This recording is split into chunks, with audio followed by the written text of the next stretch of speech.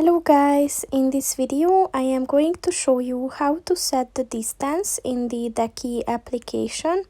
But first I just want to mention, don't forget to subscribe to my channel, because at 10,000 subscribers I am going to show you my whole YouTube revenue statistics and growth strategy, as well as how to make money online.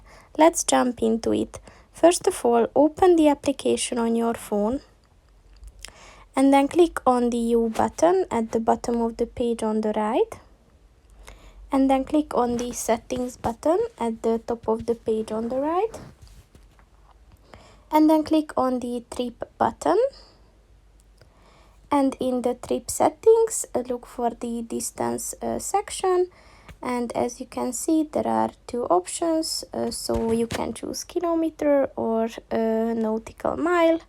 So just click on the one that you want to use, and then it is set. So that's pretty much it for this video, guys. See you in the next one. Goodbye.